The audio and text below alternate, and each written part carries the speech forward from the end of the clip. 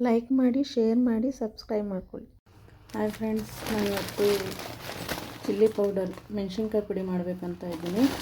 ನೋಡಿ, 1 kg ಮೆಣಸಿನ್ಕಾಯಿ, 1 kg ಇದೆ ಇದು. ಇದನ್ನು ನೀಟಾಗಿ ಕ್ಲೀನ್ ಮಾಡ್ಕೊಳ್ಬೇಕು. ಬಿಸಿಲಿಗೆ ಒಂದು 1 ವೀಕ್, ಒಂದು 3-4 ಡೇಸ್ ಚೆನ್ನಾಗಿ ಬಿಸಿಲಿದ್ರೆ 3-4 ಡೇಸಲ್ಲಿ ಒಣಗಿಬಿಡುತ್ತೆ. ನೋಡಿ, ಈ ಥರ ತುಟ್ಟು ತಕ್ಕೊಂಡಿದ್ದೀನಿ. ನೀಟಾಗಿ ಈ ಥರ ಫುಲ್ ತಕ್ಕೋಬಾರ್ದು, ಒಂದು ಅರ್ಧಕ್ಕೆ ತಕ್ಕೊಳ್ಬೇಕು. ಈ ಥರ ನೀಟಾಗಿ ಕ್ಲೀನ್ ಮಾಡ್ಕೊಂಡಿದ್ದೀನಿ. ಈಗ ಅದಕ್ಕೆ ಜೊತೆಗೆ ಘಾಟ್ ಆಗಬಾರ್ದು ಅಂದ್ಬಿಟ್ಟು ಸ್ವಲ್ಪ ಎಣ್ಣೆ ಹಾಕ್ಕೊಳ್ಬೇಕು, ಸ್ವಲ್ಪ ಉಪ್ಪು ಹಾಕ್ಕೊಳ್ಬೇಕು, ಕಲ್ಲುಪ್ಪು ಹಾಕ್ಕೊಂಡು ಹುರಿಬೇಕು. ಈಗ ಸ್ಟವ್ ಆನ್ ಮಾಡ್ಕೊತಾ ಇದ್ದೀನಿ. ಇದು ಲೈಟ್ ವೆಯ್ಟು ಬಾಣಲಿ, ಎತ್ತಕ್ಕೆಲ್ಲ ಈಸಿ ಆಗುತ್ತೆ ಅಂತ ನಾನು ಇದಿಡ್ತೇನೆ.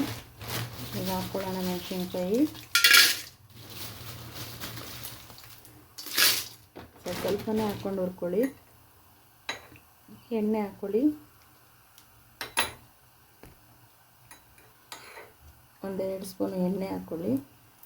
ಎಣ್ಣೆ ಹಾಕ್ಕೊಂಡು ಉಪ್ಪು ನೋಡಿ ಸ್ವಲ್ಪ ಹಿಂಗೆ ಹಾಕ್ಕೊಳ್ಳಿ. ಆವಾಗ ಫ್ರೈ ಮಾಡೋಕ್ಕೆ ಈಸಿ ಆಗುತ್ತೆ. ಇದು ನಮ್ಮ ಅಜ್ಜಿ ಹೇಳ್ಕೊಡ್ತಿರೋ ಮೆಥಡಿಗೆ. ಹುರಿಯುತ್ತಿದ್ದ ತಕ್ಷಣ ಸ್ವಲ್ಪ ನೀಟಾಗಿ ಹುರಿಬೇಕು. ಆವಾಗ ನಿಮಗೆ ಖಾರದ ಪುಡಿ ಚೆನ್ನಾಗಿರುತ್ತೆ. ಚಿಲ್ಲಿ ಪೌಡರ್ ಸ್ಮೆಲ್ಲು ಹಾಗೇ ಇರುತ್ತೆ. ಹುರಿದಿಲ್ಲ ಅಂದರೆ ಒಂಥರ ಹಸಿ ವಾಸನೆ, ಅಷ್ಟು ಚೆನ್ನಾಗಾಗಲ್ಲ ಅಡುಗೆಗೆ ಹಾಕಿದವಾಗ. ಪಲ್ಯಕ್ಕೆ, ಅಡುಗೆಗೆಲ್ಲ ಚೆನ್ನಾಗಿ ಹುರ್ಕೊಳ್ಳಿ, ಸೀಸಬೇಡಿ. ಸಾಕು, ಇದು ಇವಾಗ ಫ್ರೈ ಆಗೋದು. ನೋಡಿ, ಎಣ್ಣೆ ಉಪ್ಪು ಹಾಕ್ಕೊಂಡ್ರೆ ಘಾಟಾಗಲ್ಲ ನೋಡಿ, ಹುರಿಬೋದು ಆರಾಮಾಗಿ. ಅದಕ್ಕೆ ಸ್ವಲ್ಪ ಎಣ್ಣೆ ಉಪ್ಪು ಹಾಕೊಳ್ಳಿ. ಡ್ರೈ ಹುರಿದ್ರೆ ಫುಲ್ ಘಾಟ್ ಆಗಿಬಿಡುತ್ತೆ. ನೋಡಿ, ಇಷ್ಟು ಮಾತಾಡೋಕ್ಕಾಗುತ್ತಾ? ನೋಡಿ, ಇಷ್ಟು ರೋಸ್ಟ್ ಆಗಿದೆ. ಇದು ನೋಡಿ, ಬೀಜನ ಲಾಸ್ಟಿಗೆ ಹಾಕಬೇಕು. ಅದ್ರ ಜೊತೆ ಹುರಿದ್ರೆ ಸೀದೋಗ್ಬಿಡುತ್ತೆ. ಲೈಟಾಗಿ ಹಿಂಗೆ ಅಂದ್ಬಿಟ್ಟು ಎತ್ತಾಕ್ಬಿಡ್ಬೇಕು. ನೋಡಿ, ಈ ರೀತಿ ಹುರ್ಕೊಂಡು ಎಲ್ಲ ಅಗಲ ಮಾಡಿ ಹಾಕಬೇಕು. ಅದು ಸ್ವಲ್ಪ ತಣ್ಣಗಾಗಬೇಕು. ಬಿಸಿಲಿದ್ರೆ ಬ್ಲ್ಯಾಕ್ ಆಗುತ್ತೆ, ಕಪ್ಪಾಗುತ್ತೆ ಪೌಡರು. ಈಗ ಮಿಷಿನ್ಗೆ ಹಾಕ್ಸ್ಕೊಂಡು ಬರೋಣ ತಣ್ಣಗಾದ್ಮೇಲೆ.